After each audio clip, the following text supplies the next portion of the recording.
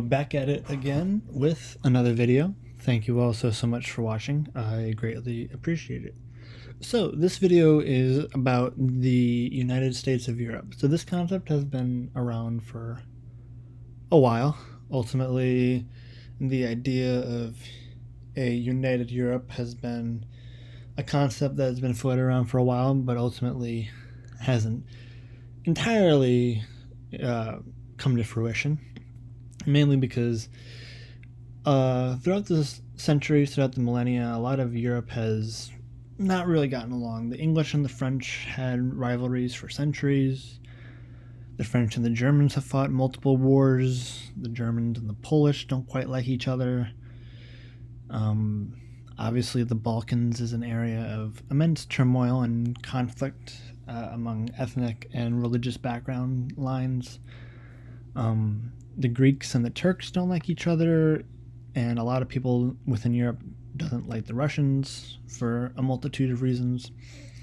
So ultimately, the concept of a united Europe has been, a theory for a long time. But what if fantasy comes out of the fictional realm and into the non-fictional realm, comes into reality, comes into fruition? So currently, the United States of America, right over here on the world map.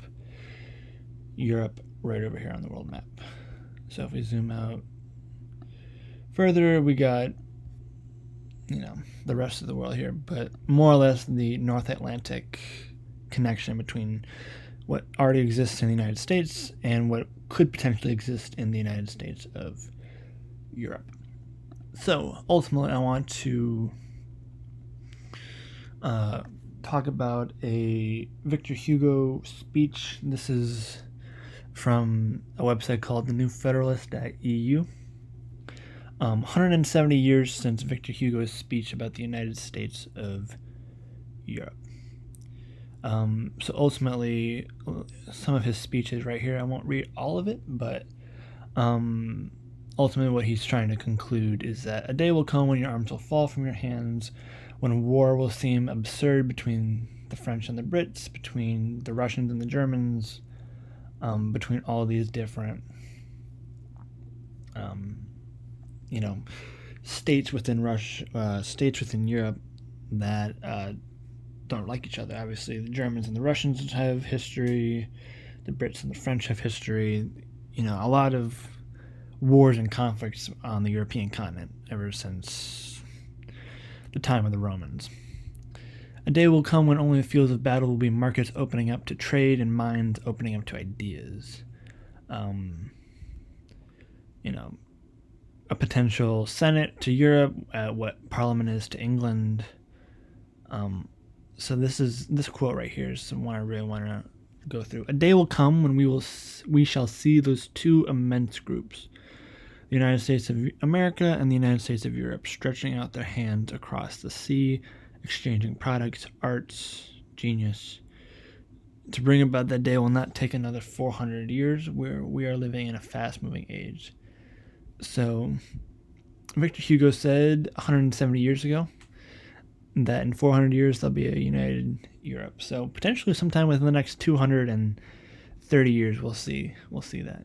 But ultimately, we don't have to look too far to explain the concept of, a sort of united, quasi-allied Europe.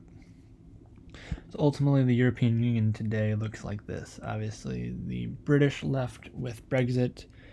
Ireland's still a part of the European Union. France, the countries of the Iberian Peninsula, Italy, Germany, Belgium, Netherlands, Luxembourg, Denmark, Scandinavian countries. You got the Baltics, Poland, Central Europe, Romania, Bulgaria, Greece, and Cyprus, with potential memberships for, Turkey has expressed interest, but never really quite taken it seriously. Ukraine has been offered membership. Moldova has thought about it. Georgia has thought about it as well. Countries of the Balkans, it's complicated. But ultimately, we have things like the Schengen area, so allowing, movement between countries. ultimately Romania and Bulgaria join eventually. We have things like the European Economic Area, allowing goods and people to travel. But the one that I really kind of want to focus on is the Council of Europe. So the Council of Europe is this concept that came about after the end of the Second World War, how to bring about countries and, different states within the continent to come together and ultimately try and not have devastating conflict. So this might be what a United States of Europe might look like. Obviously, this is a lot. Turkey would then have to join. Ukraine would have to join. Countries of the Caucasus would have to join. I agree with Georgia, but I don't know. I think Armenia and Azerbaijan are more Middle East, focused. I don't know. That might just be me, but Norway would have to join. Maybe the EU. Iceland would have to join. Belarus might be an interesting case study. That depends on Russia over the next couple of decades, whether or not they collapse after the Ukraine war or what could transpire. So we're going to just take a look at the Council of Europe. So these are the populations, GDP per capita.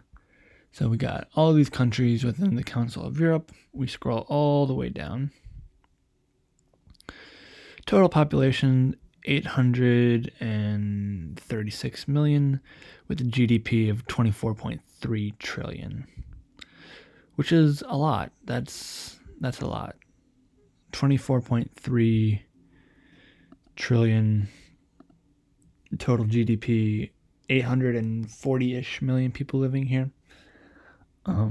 This is a very interesting concept. What would a federal Europe or United European Federation, or what would the United States of Europe look like? What might that entail? What states are involved with that? The thought process behind Victor Hugo's speech is, I really like it. Ultimately, you have America on one hand, over here on North Atlantic, and then on the other hand, you have a united system of Europe, whether that's a federal EU, whether that's a United States of Europe, whether that's a European Federation. What might that entail? So on one hand, you have the USA, and then on the other hand, you have the USE, United States of America, and United States of Europe. So hopefully you like my graphic design of an EU inspired flag based off of the American flag. So hopefully you like that little graphic design I did there. So what could a United States of Europe look like? Hopefully in our lifetime, maybe we'll see it. According to Victor Hugo, we have 230 years left of 400 to, work it out somehow. But he is right in the sense that we do live in a fast-paced, world. How does the world transform within the next year, the next decade, the next lifetime or two? So I think this is a very interesting concept, and a concept that I actually kind of would like to see how it'll work. So with that being said, that's the end of the video. Thank you all for watching. I greatly appreciate it, and I will see you in the next one. Deuces.